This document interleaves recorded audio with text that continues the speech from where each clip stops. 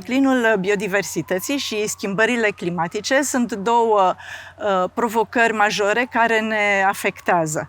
În acest context, solul deține un rol central. El este fundamentul ecosistemelor terestre, un rezervor de carbon, un adevărat laborator chimic și, bineînțeles, un garant al sănătății noastre.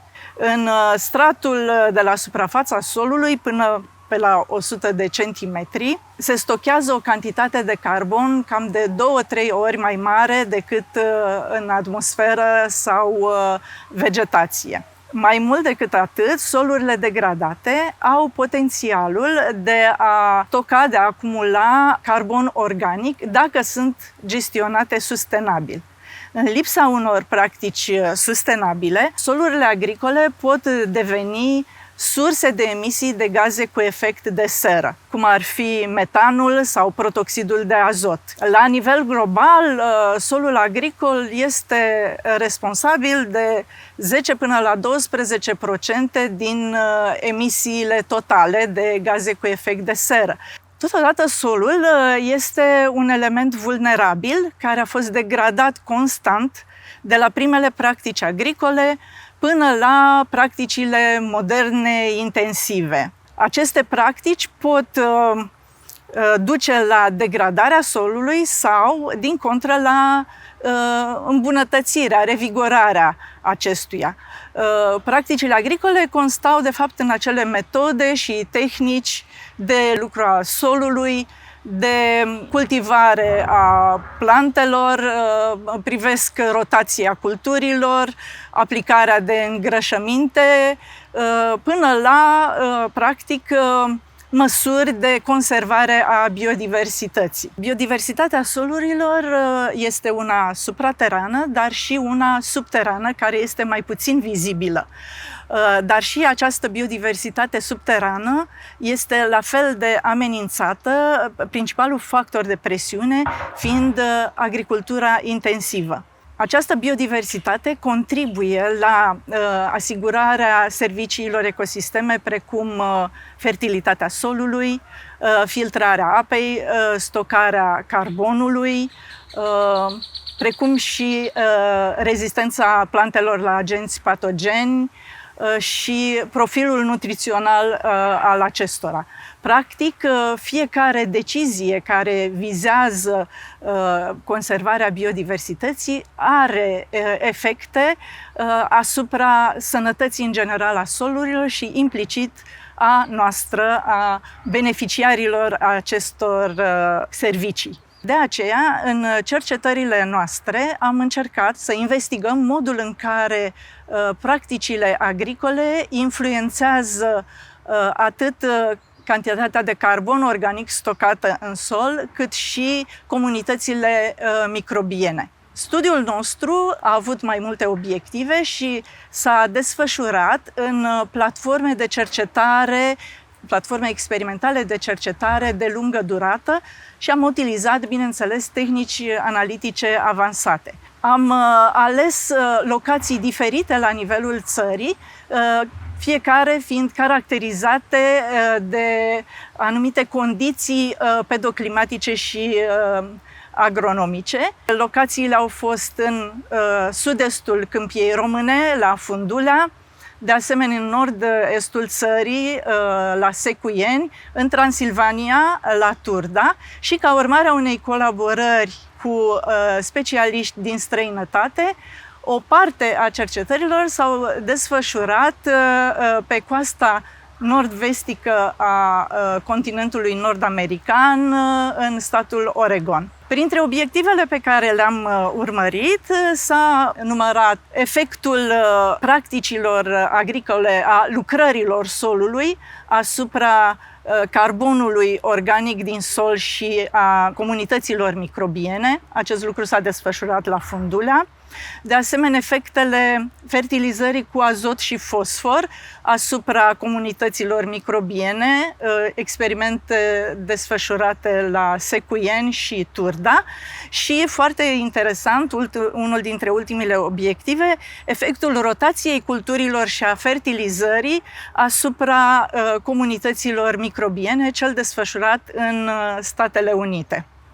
Rezultatele obținute ne-au oferit o imagine mai complexă și mai aprofundată asupra modului în care practicile agricole influențează biodiversitatea și stocarea carbonului organic în sol. Așa cum era de așteptat, că intensitatea lucrărilor solului modifică compoziția comunităților microbiene, atât a comunităților benefice, cât și a fungilor sau ciupercilor patogene.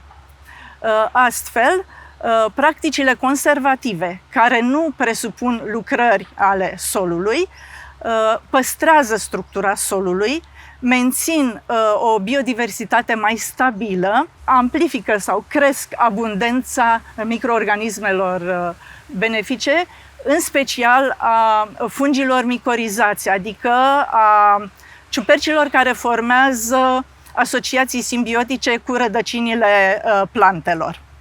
Totodată am observat însă că în urma acestor practici se dezvoltă sau cresc uneori și comunitățile cu potențial patogen, acest lucru fiind dependent de condițiile agronomice specifice fiecarei locații. Studii efectuate în străinătate au arătat că resturile vegetale care rămân pe sol au potențialul de a modifica microclimatul, de a duce la acumularea de inoculi care favorizează unele boli.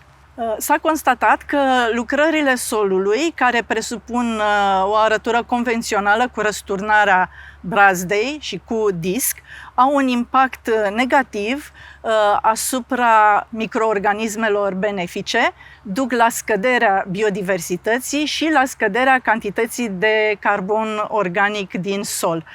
Studii efectuate, de exemplu, în cadrul Institutului de Cercetări Pedologice și Agrochimice din București, au arătat că practicarea unei arături convenționale pe termen de aproximativ 5 ani duce la o reducere de 15 până la 20% a biodiversității comunităților microbiene din sol. Fertilizarea are și ea efecte asupra sănătății solului.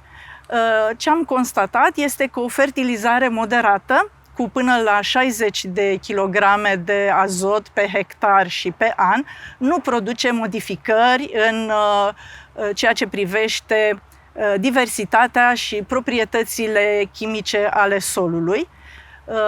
În schimb, creșterea intensității de fertilizare la peste 120 de kilograme de azot pe hectar și pe an are consecințe negative, ducând la acidifiere, la reducerea biodiversității, a activității enzimatice.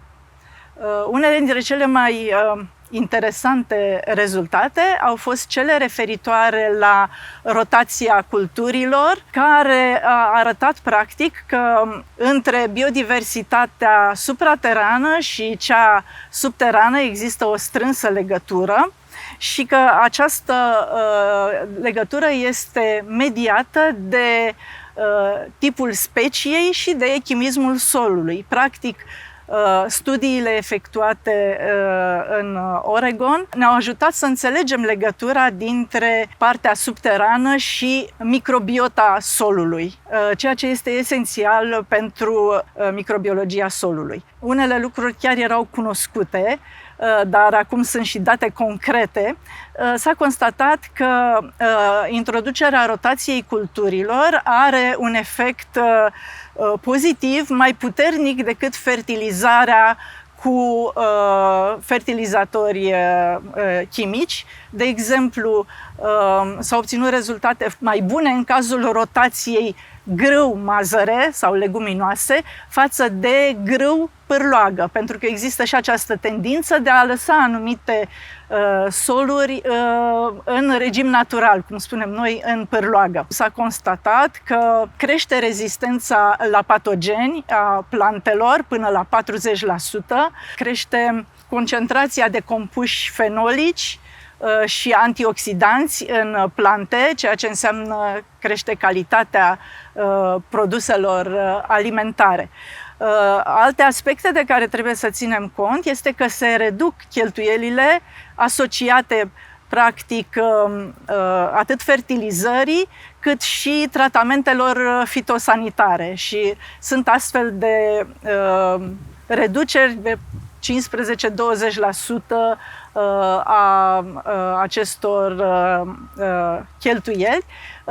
În România, în fermele în care se practică această rotație și în platformele acestea experimentale în care am lucrat, există întotdeauna parcele în care se practică diferite tipuri de rotație, s-a observat o creștere a eficienței cu până la 20%. Vreau să menționez că aceste rezultate au fost obținute de colectivul Departamentului de Ecologie al Facultății de Biologie și ele sunt incluse în teza de doctorat a unui doctorand extrem de devotat, de implicat în astfel de studii, Horia Domnariu.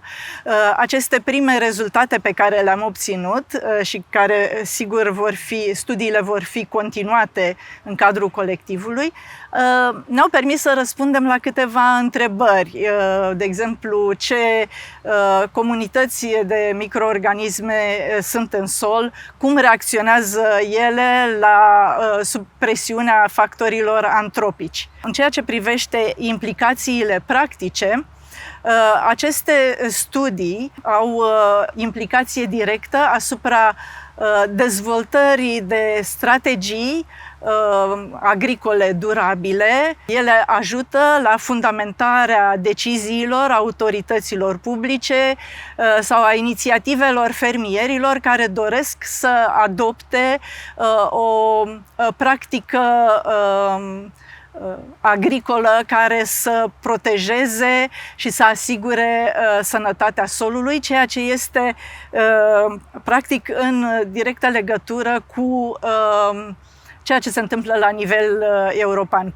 Atât în România cât și la nivel internațional există orientarea către o agricultură ecologică. Deci această agricultură în care se practică rotația culturilor, se scade presiunea fertilizatorilor chimici, se scade cantitatea de pesticide aplicată, toate acestea ducând la o menținere sau creștere a biodiversității comunităților microbiene, în special a celor benefice.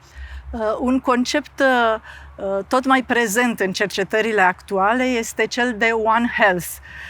Acest concept promovează o abordare integrată care recunoaște strânsa interdependență dintre sănătatea solului, sănătatea alimentelor și implicit sănătatea noastră a oamenilor. Acest concept ne cere să privim agricultura nu ca o sursă de hrană, ci ca un sistem de sănătate globală. Noi, ca cercetători, avem responsabilitatea de a înțelege aceste interdependențe, aceste legături care există între calitatea produselor și sănătatea solului și diversitatea comunităților microbiene, de a promova soluții, dar ca cetățeni cred că avem datoria de a proteja tot ceea ce înseamnă mediul natural, de a avea grijă de la ceea ce punem în coșul de alimente până la respectarea practică a celor fermieri care practică o agricultură durabilă.